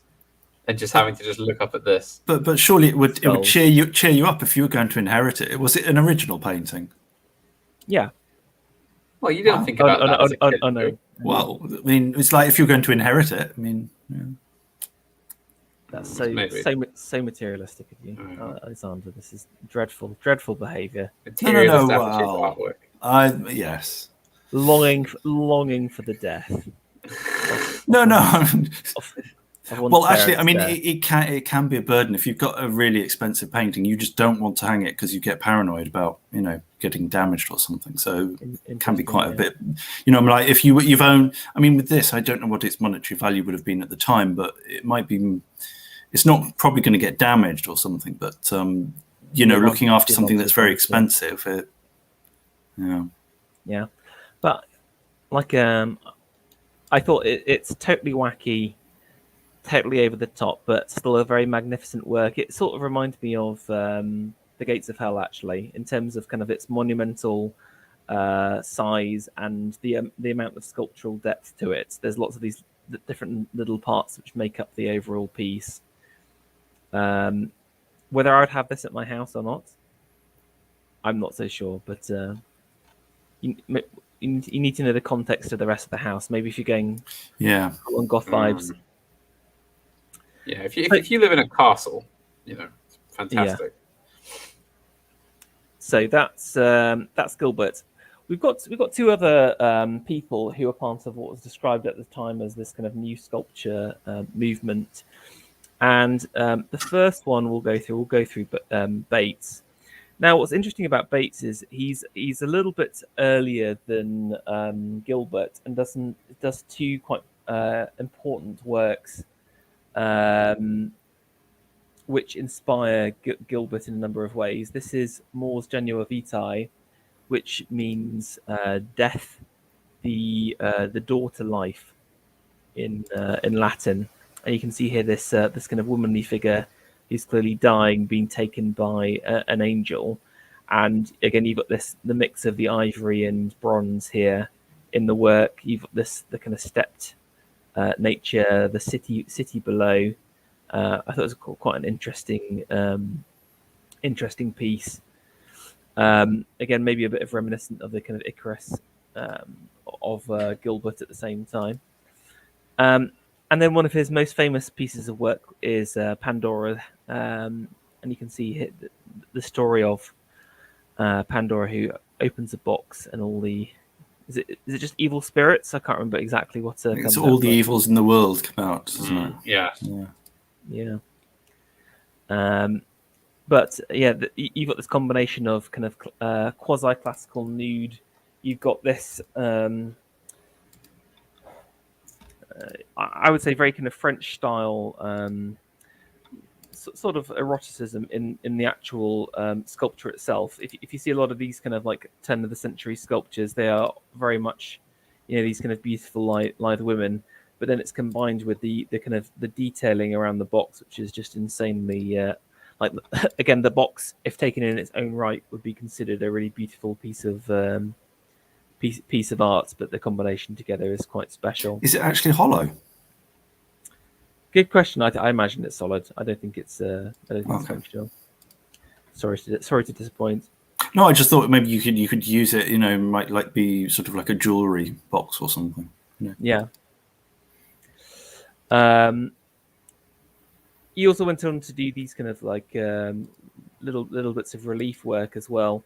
So again, what's kind of popular at this time is, I mentioned Alma Tadema. If you see some of his work, I mean, I don't know how you describe him, but I would maybe call him like classical revival. Well, he's a sort of link between pre-Raphaelites and the aesthetic movement of Leighton. Yeah. With classics. Well, featuring classical themes. Yeah, and but like him and Albert Moore would often have these kind of figures reclined and lyre players and the like, etc. So Bates is working on this is Homer. He's about to drop an absolute banger. Indeed. I love the way he's crouched over that lyre. He's getting ready to do like a sort of Jimi Hendrix mouth pick or something. You got the kind of the curve of the lyre matching the kind of cloak as well, and this is done just in terms of relief work. This is relatively far out. I can never remember the different states. Alex, do you remember what the you've got bass is the lowest, isn't it? And then yeah, but there's high and there's low relief. So the low relief is where it's quite shallow, and high relief is where you've got the figures are almost standing apart from the background. Yeah. So you can see that with like the shadowing across there, showing that it's coming quite far out. And then this piece, which I thought was quite good, Hounds in Leash. Now, considering this is kind of like 89, it was very almost modernist, I thought, or kind of futurist with the kind of dynamic man, the sense of motion, and or again maybe a bit deco-y with the dogs basically. But I thought that was quite an interesting piece, and this is kind of cut. This is the plaster model for it. There is a large bronze in Gosford House, and it's pretty large and very impressive. So that's really worth checking out. What's also interesting about a lot of sculptors of these times is that they're doing monumental works, but also ornamental on the houses. I'll just go through the last ornamental one. This is for the Robert Memorial. Now, interestingly, this was originally made in India. I'm going to say Madras. No, maybe, I can't remember. But in celebration of, I think he's the guy who put down the Indian mutiny, whatever the black hole. Who did you say? Sorry, I didn't catch the start. I think it's General Roberts is his name. General Roberts. Whenever I see one of these sculptures, I just think, how long is it before they tear it down? Yeah, it's going to go, isn't it? I just like the fact he's got the. Sorry. Yes, this is a fellow who he had a very long career in the army, and he was also commissioner of the London Police, I think. Yeah. Oh wow! So he's got double target on him then. Yeah. I mean, the fact they've got a quote from him here, which is quite good as well, and his medals. But I quite liked. I mean, the main sculpture itself is pretty par for course. Just fairly decent sculpture. Obviously, the fact that the horse is. Does it seem like the figure's a little bit large for the horse? A tad, yes. That would have to be something of a, or at least the torso. At least the torso seems a little bit large. Yeah, you're right. Yeah, unless he rode a small horse. Also, with some of the sculptural works, you do scale it higher at the top, so when you're looking down, it looks correct. Yes, that's true. Yeah, you do need to be a little bit careful when looking at these modern photographs. But then I like some of the little detailing here, like you've got these very unique capitals. Again, a bit of relief work across here. And then at the front and back, there are two sub statues, and I've got a close up of the other side. And I'm pretty sure this is meant to be like a Persian or something, because I could be wrong, but I don't know. Maybe it's meant to be an Indian or something. Some kind of god of war. I don't know. Yeah, but I thought that was quite an impressive memorial, like you said. Probably seemed to go. Watch this space. Now I mentioned that the kind of the combination. So with Gilbert, we saw last time that he was involved heavily in some of the kind of arts and crafts and making jewelry and cups and saucers and stuff like that as well. But there was this huge boom in sculptural work on buildings. So this is a bit of a crossover, a bit of a tie-in to some of the stuff I've done on the Foundations podcast recently. And I've got three buildings that he worked on. I don't know if you guys are familiar with the Victoria Law Courts. Yes, quite familiar. Yes, which in Birmingham, which is I think one of the most wonderful late Victorian buildings. It's kind of done in a style that I would call kind of like post-Gothic. So this is This was one of Chamberlain's pieces of construction, wasn't it?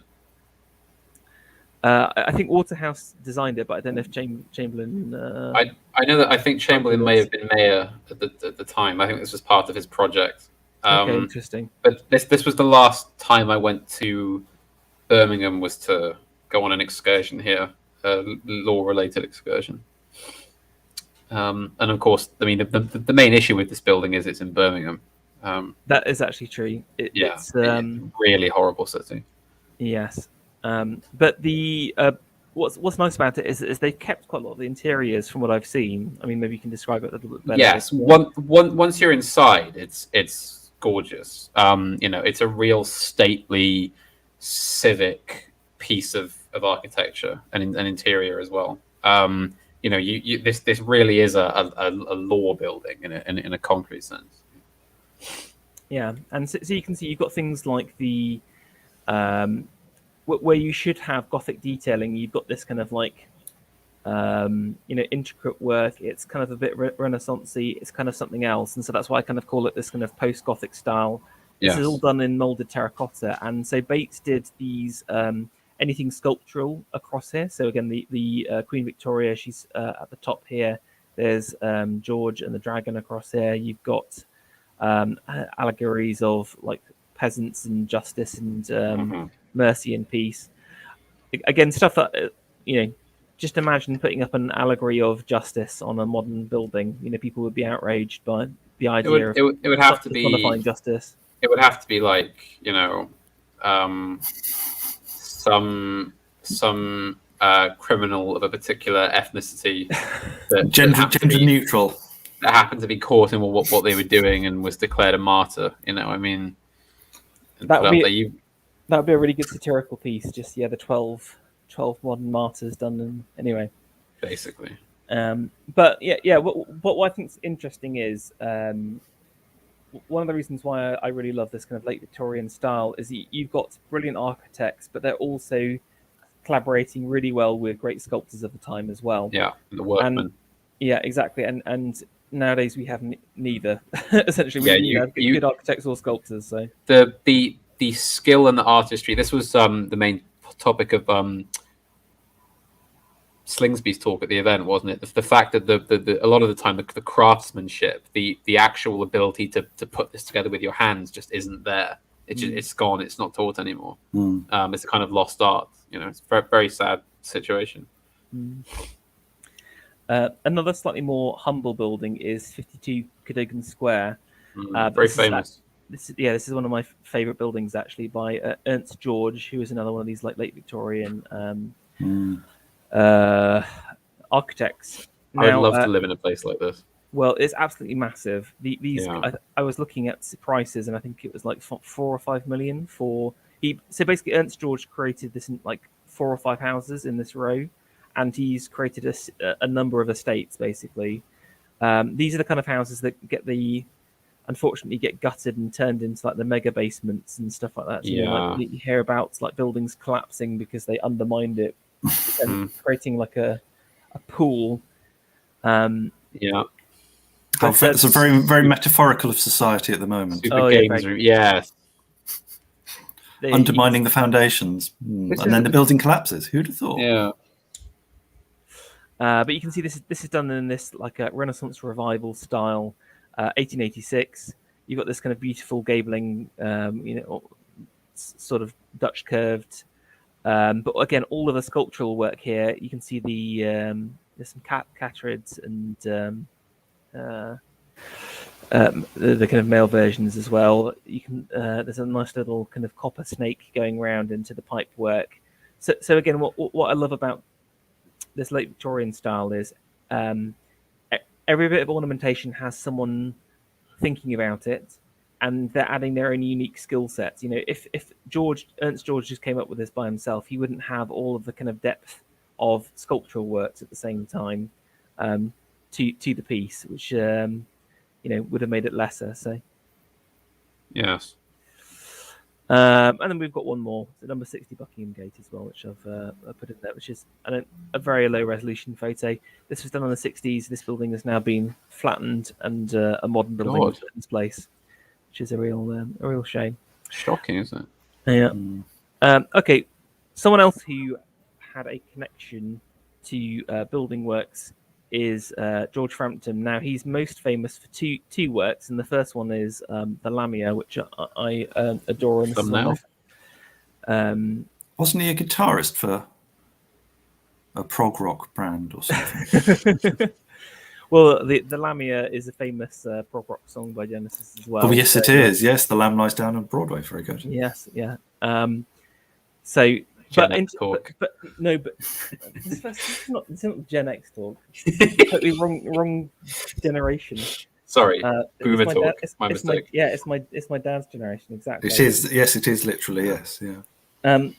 But what's interesting is that a lot of there is like this like late Victorian revival in the 70s. So that's why you have Rick Wakeman doing like an King Arthur series because and the six wives of Henry VIII. Yeah, yes, which I was listening to last night on a Discord call with Barack Obama. You are a man of culture. That's I love the Six Wives of Henry VIII album. It's brilliant. And Anne of Cleves is possibly one of the most quality bass lines ever. And as a bassist, I fully approve of it. Anyway, Jane Seymour's my favorite because of the organ. Yes. Yeah. Yeah. No, it's all excellent. We need to do an analysis of the Six Wives. It's a reactionary masterpiece. Yeah, exactly. Oh, speaking of that, I forgot to include. There was a great quote from Gilbert. I think Gilbert is pretty bass guy, and he was describing one of his daughters called Capri, and in his diary he put Capri is deeply connected to the suffragette movement. Cappy, a thumper of drums or a tutor of flutes, and a banner waver in a rotten cause. And I quite like that. So he's based the rotten cause. Pretty bass guy. Well, he should have reined her in as the father. He should have put a stop to that. No. Well, his failure with finances obviously, shows that he was possibly too obsessed with his work, and he had severe character flaws at the same time. But he cared about his art more than his money. That's pretty based. Yeah. Yeah. Exactly, but back to Frampton. So the Lamia, for those who don't know, is like almost like a vampire-esque figure. They kind of drain the bloods of men, and again you can see this combination of ivory, bronze, and precious stones here. And again, I think this is just such a beautiful sculpture. You see this style a lot actually in again Belgian works in the kind of like proper Art Nouveau a little bit later. I think Frampton is the first to do this kind of style, but you've got this kind of very sad, demure, but kind of like tight, buttoned up face at the same time. You've got this kind of headdress, all of the hair's kind of pulled back and tied in, and then even kind of her clothes kind of only expose certain parts of her body at the same time. So it's quite cleverly done. So you don't have to require a gigantic lump of ivory at the same time. He's working with his materials. And then you've kind of got this, tightly bounded chest across here and this beautiful kind of brooch on the top. But I think it's a wonderful bit of work. Very there's a sadness, a beauty to it, a fragility, and a very alien quality. You're right, actually. Yeah, something otherworldly about this. Yeah, with the shape of the head, it's a bit monstrous. I think he's trying to get the idea of this like mythical creature that will ultimately destroy you at the same time, like a succubus of sorts. Yes. So Frampton did something similar to this with this is kind of less good follow-up work to this. This is called the Mystery Arch, which I'm not really sure about the origin of the name here, but again it's done in a very similar manner, but again without some of the skill and depth. Sounds like a portmanteau. Sounds like sort of a cross between matriarch and mystery. Yes. Mystery Arch sounds like one of our Twitter users, doesn't it? Like Mystery Arch. I did see, it looked like it was some kind of 80s hard rock band as well, or like a metal band that had taken the name from this, which is quite... Or like a bad role-playing game. Yeah. Less good. But one of his other quite nice bits of work is the Peter Pan. Yeah. in Kensington Gardens, and again you've got this young boy at the top here tooting his pipe, and then a series of kind of figures swirling around. Although lots of women, so there's a slightly creepy quality to that, in my opinion. But maybe that's just me reading too much in it. And then these adorable bunnies, yes. wholesome Bunnies. Yeah.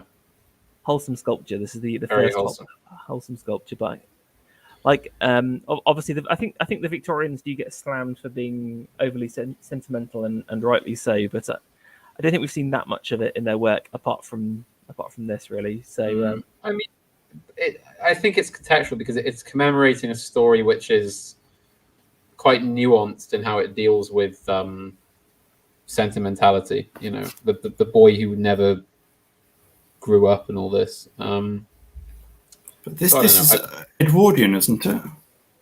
yeah, sorry, it's later. I think it's 1912 or something like that. I think first appearance is 1902. Okay. J.M. Barrie. Yeah. So Vicky dies in 99, doesn't she? So just 1901 she goes. Okay. So there you go, just a year dead. Yeah. I saw a quite good film about Barry's life. It was very sad. But yeah, wholesome statue. Now there's a few other interesting works that Frampton got involved with, and again, it's this kind of mixed medium and mixed area. This is a memorial to Charles Mitchell, and you've got these kind of like relief plaques across here. You've got these kind of tall, they call it the English modern style trees. So again, architecturally, there is a new style, sort of a little bit inspired by Macintosh, but also like a post arts and crafts style, I guess you'd call it, where it's all about these kind of elongated and structural forms that do change. So you can see that each of these trees has been elongated. They have a similar like rough diamond shape, but each of the leaves in the trees is different. So it's a weird form of like naturalistic abstraction that I think is quite interesting. You've got this again, the use of precious stones. I'm not really sure. This looks a bit like lapis, but I don't think it is. Oh no, it'd be some sort of marble. Yeah. Well, okay, there we go. And then these two quite wonderful boats flying out to either side, and then the kind of tree work coming up the top here. So I thought this is quite a charming piece for a memorial. And who was this guy? No idea. Again, I think it was from quite a small church. So yeah, didn't have a chance to Google that, I'm afraid. Now, one of his more well-known bits of work is as part of the Bishopsgate Institute. So if you know the architect, it's the guy who did the Horniman Museum as well. And again, he has this what's called this English modern style. Please check out Foundations podcast like a couple of episodes ago where we covered this. But it's a very unique architectural style. You can see it's got this kind of large Romanesque curve. So again, there's a bit of like post Gothic revival in here, but you've also got a bit of Renaissance revival with these octagonal turrets and Renaissance shields in here. But then you've got all of these sculptural works at the same time, and you can see these kind of trees. Now, have you ever guys seen this before? It's near Liverpool Street Station. So. No, not really. What was the original? What was in the building originally? And what was it designed for? It's the Bishopsgate Institute. So it's kind of like to help like educate and train poor people. I think originally there's like a large training library inside, and it still does that today. Although it's been absolutely captured, it's one of the most paused institutions known to man. They should actually just shut down the Bishopsgate Foundation right now, quite frankly. But that's another issue. But what I'm here for is the sculptural work on the top, and Frampton did all of these beautiful reliefs. Yeah, reliefs. Thank you. And again, these are done in faience, which is a type of glazed terracotta that the late Victorian period is famous for as well. So again, he would provide the original cast, and then you would send it off to a faience specialist. Good examples of that would be the Michelin building, Bibendum. That's got tons of that kind of similar glazed style, but less ornamented. And also the Whitechapel Gallery as well is another one of. Yeah, I was going to say, because it did remind me of that. Yeah, they've done something terrible to the front of the Whitechapel. I think they put some sort of installation sculpture thing on the front there. Well, you know, originally it had a beautiful relief work, and I think they took it off in the 20s or something. It was a terrible idea. It was so beautiful originally, and they've bastardized it, unsurprisingly. One last little piece here, which I quite like. Have you guys ever been to Two Temple Place before as well? No. It's like it's like a unique. I wondered if you'd been there, Hat, because it's just off one of the law. What are they called? They're called the Inns of Law. Yeah. The inns, yes, that's right.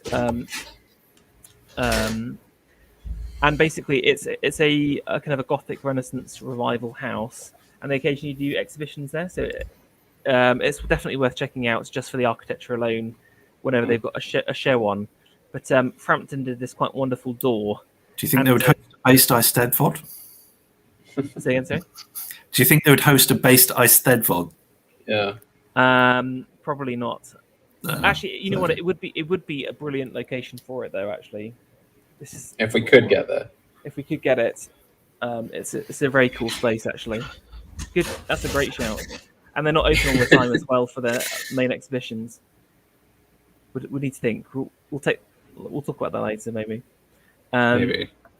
And you've got this kind of these beautiful little light relief panels in the door, and so again, I like this idea of this is almost reminiscent of the baptistry, Florence baptistry doors, and again trying to turn the door into this kind of sculptural ornamental space. And if you know the rest of the building, it's very ornamental and very sculptural in terms of its wood. So yeah, quite cool use of the brass paneling there. So that is my my sculptors for today. Quite a few different bits, lots of different range. Any thoughts from you all? Sorry, go on. You go first. It's a very interesting selection. This is not, obviously, if you study the core of most art history curricula, you probably won't encounter much of this because it went out of fashion very quickly. It was overtaken by Epstein and Gill and the sort of the modernists, even as early as the Bloomsbury set in during the First World War and stuff. So basically, as soon as this stuff was finished, it was immediately sort of discredited, quote unquote discredited. So I think it's really good that you're drawing attention to it, and that there's been more. I mean, obviously there was a bit of a revival in the 60s and 70s, and I think that now there's been a lot more attention paid to that, and I think that's quite fitting that we get to see the full breadth of what was going on at the turn of the century. Because you've seen the French stuff that I presented, Rosso and Claudel and Rodin, who all worked in Paris at the same time as this was being produced. So it's a nice balance. Yeah, because in some ways they look very different and are quite apart, but there's definitely flows between the two. And again, when you see some of the bas relief panels, they're definitely more impressionistic, I think, and also just the idea of the nude woman is a very French innovation. The English sculptors are being trained in the French way as well.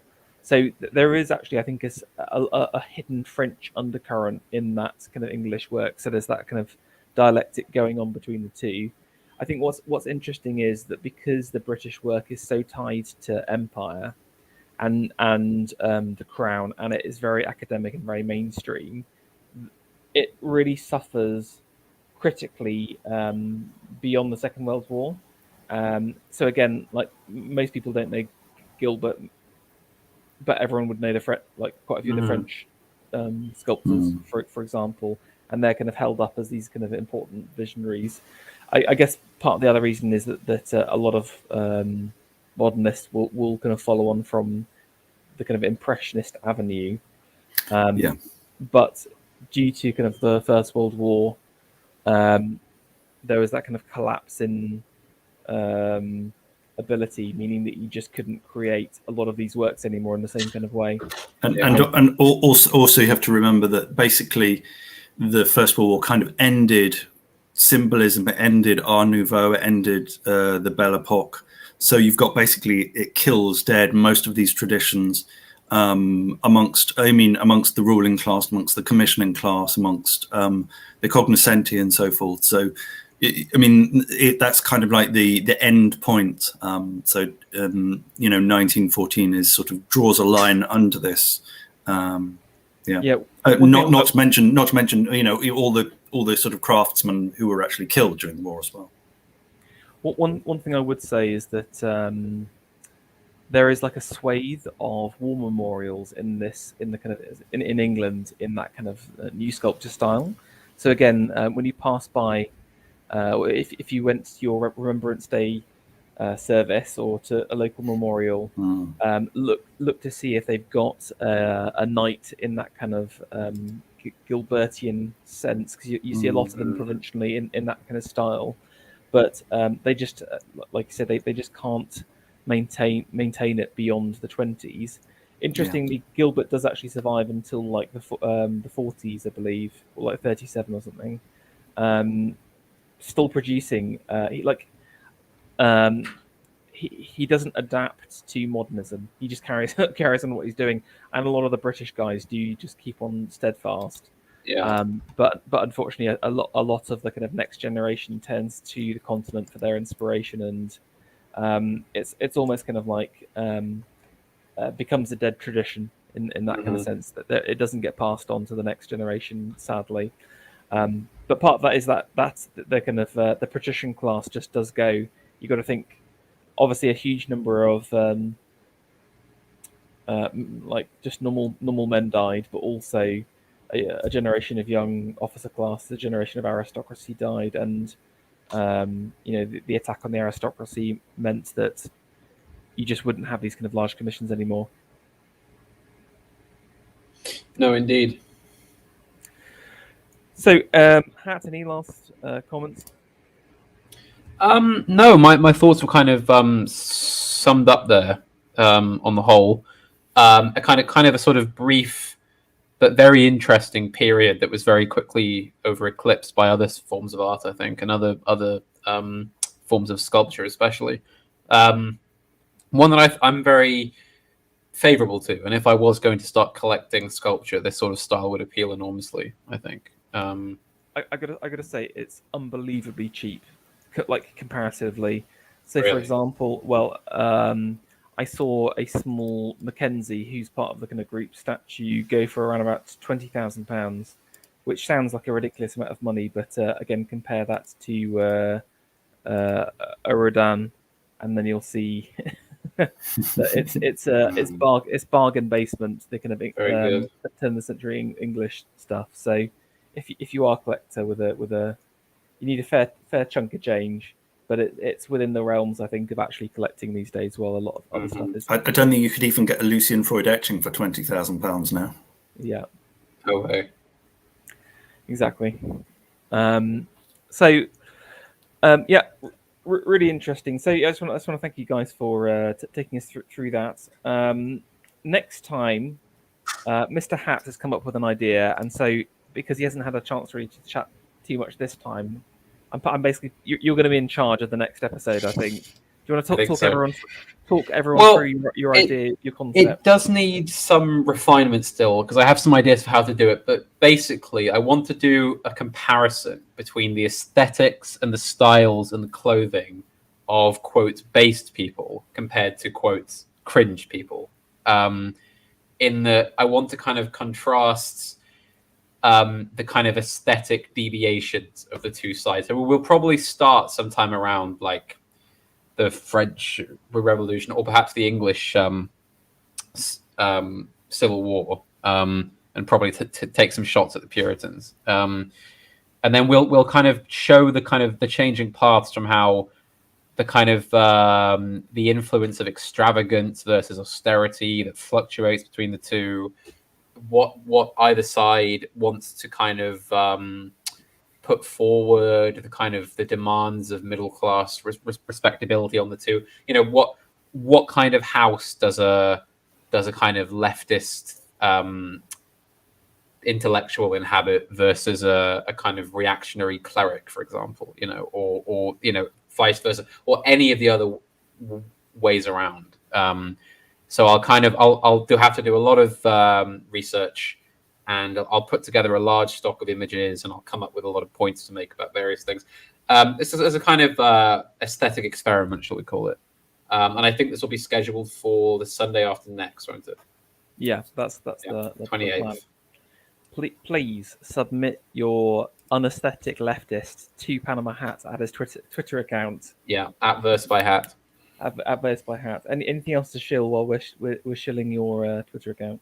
Yes, keep an eye out for a collection of poetry which is going to come out before Christmas as a kind of winter nourishment for the soul in these trying times.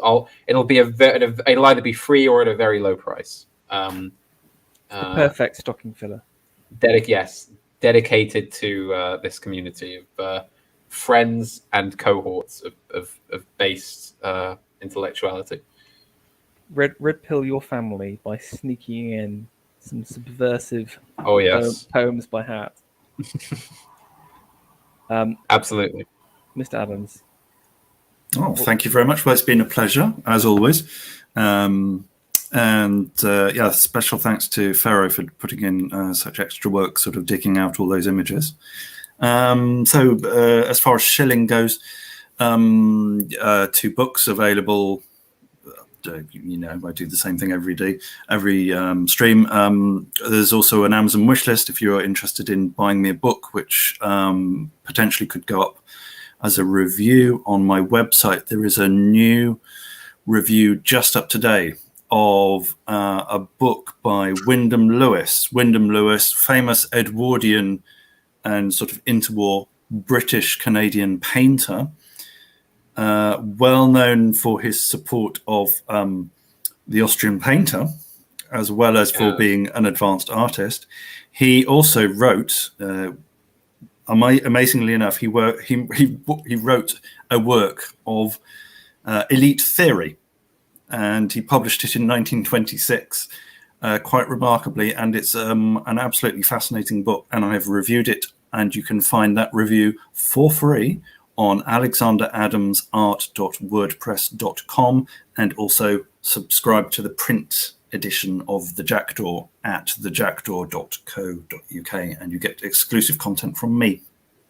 Going to Alexander Adams' blog is like going to based Wikipedia and having your mind blown by very much so brilliant facts.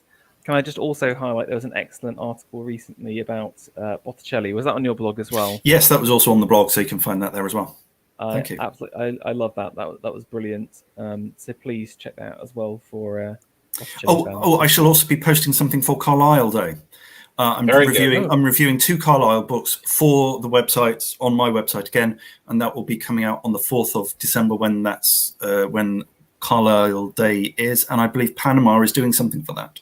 Yes, I'll be appearing on AA's channel in some capacity. And I just want to say, don't forget to smash that subscribe button for the Pharaoh channel. Colonize, annex, do harm to the subscribe button. Make sure all your friends subscribe. We're over the 1,000 subscriber hump, and the growth has been good, I think. Turn this channel into the UK's premier art channel. Yeah. Well, I noticed that Lambda, he doesn't have very many views on his streams, but he gets live chats. He gets some super chats. It's because I have mine switched off. You see, this is purely materialistic thinking, Alexander. This is I will never put ads on this channel. That is truly integral of you, I think, Pharaoh. To refuse the 30 pieces You're just afraid of getting in less than lambda. You see, you're just afraid of the competition. You can't reverse psychology me on this. This is low tier tactics. Going back to Carlyle a second. One thing I missed about Gilbert was apparently that again there was another brilliant quote when he was exiled in Bruges. There were I've got this little quote about him from someone visiting. Gilbert was intensely good-natured and anxious to help everyone. He spoke of his memories of Leighton and Bohème and did impressions of Carlyle, Millet, Burne-Jones, Tennyson, and Sargent. And I just love this idea of Gilbert just sitting there doing these grumpy impressions of Carlyle to people in Bruges who were visiting. Incredible. What a time to have known those people. But indeed. Anyway. Someday someone will be saying the same about Pharaoh and Panama. I doubt it. But thank you all. Thank you all for your kind words. And we will see you all soon. Yes, indeed. Goodbye, everybody. Cheerio.